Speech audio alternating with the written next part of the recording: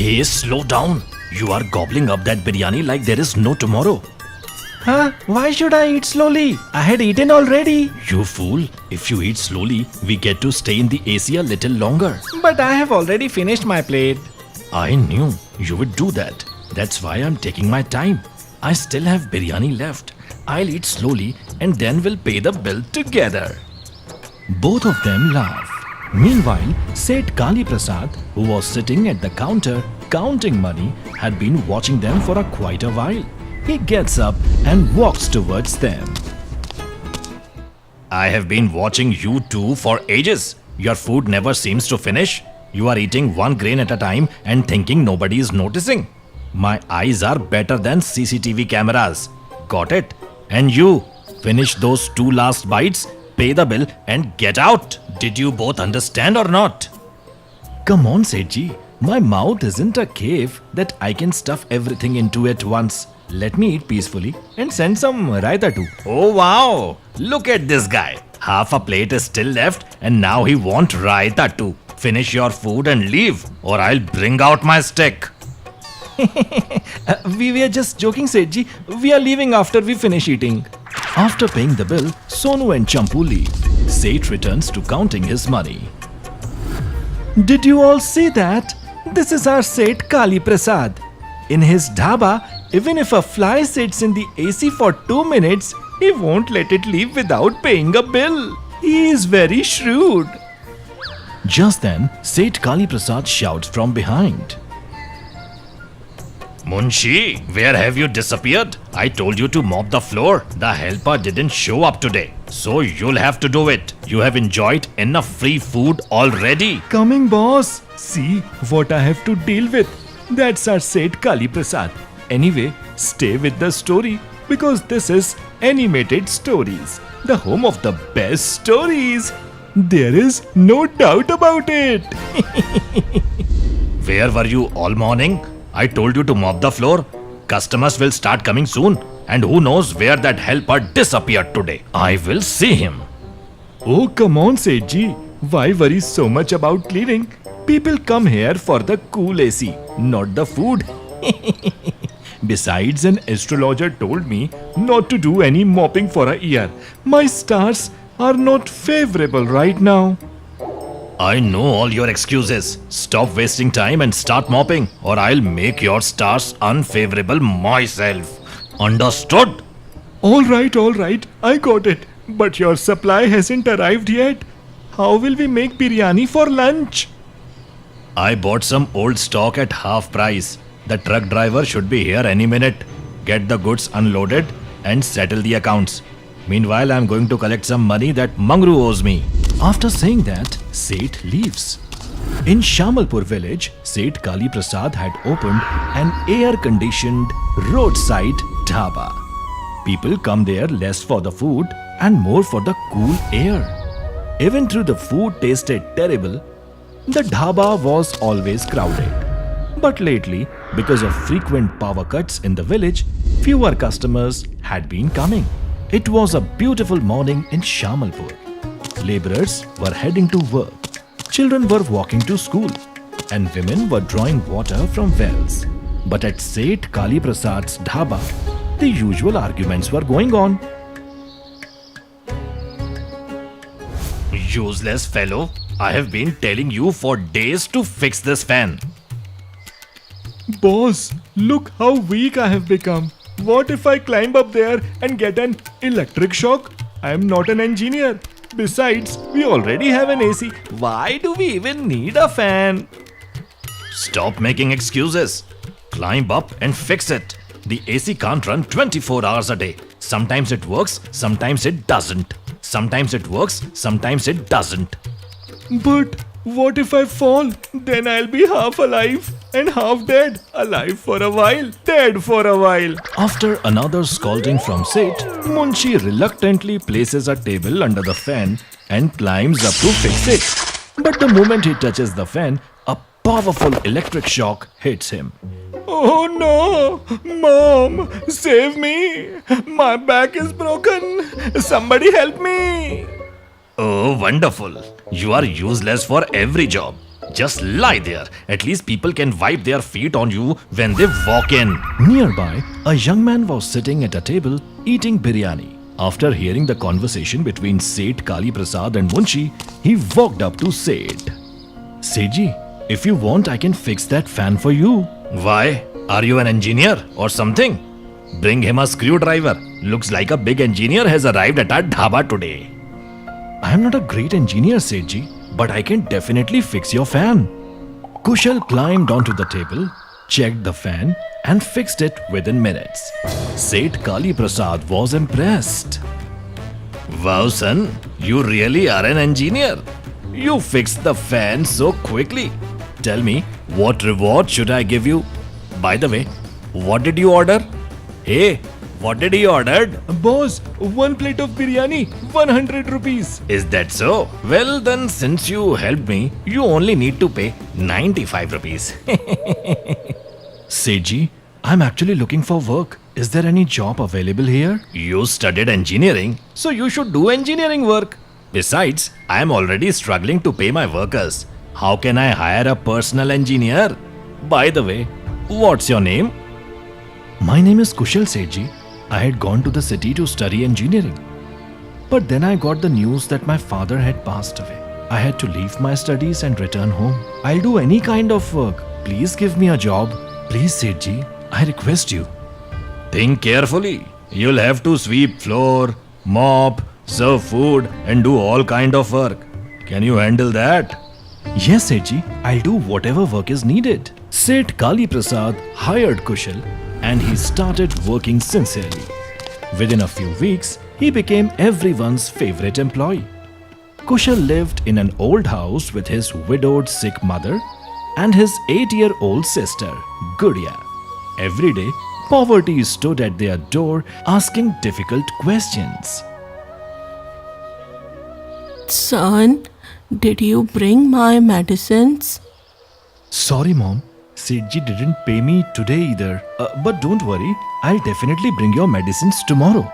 Brother, please bring my school uniform tomorrow too. My teacher said that anyone without a uniform by next Monday won't be allowed into school. Don't worry, little one.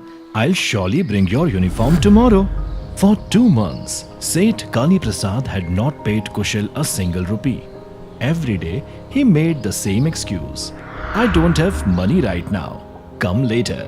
While washing dishes in the kitchen, Kushal often watched the cook preparing food.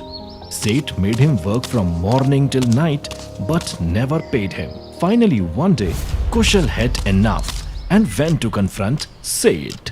Sethi, I have been working here for 3 months and you still haven't paid me a single rupee. I want my money today. You are here again? I already told you, I don't have money right now. Ask later.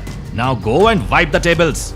No, Sethi, I want my money today. I'm in need. Seth Kali Prasad started shouting at him and insulting him. Then he threw a 500 rupee note in front of Kushal and fired him. Take this money and get out of my dhaba. And don't ever show me your face again. A few months later, a new air-conditioned dhaba opened in Shamalpur. Its name was Kushal AC Dhaba. Villagers and college students started visiting it regularly for delicious food and cool air. Wow, it's so cool in here. From now on, let's come here after college every day. You are right. The food tastes amazing too. At least it's much better than Seth Kali Prasad's dhaba. Exactly. That's why this fat guy just finished 3 plates of fried rice. Oh, stop it. Why do you always make fun of him? But honestly, there's one thing I don't understand. Where does all this cool air come from? True, the village doesn't even have electricity all the time. It must be coming from that mud door over there. But who cares? Just order me another plate of biryani, yaar. Hearing Golu's food obsession, all 3 friends burst out laughing. Meanwhile, Seth Kali Prasad's business was going downhill. Power cuts had become a major problem in the village. He was jealous of Kushal's success.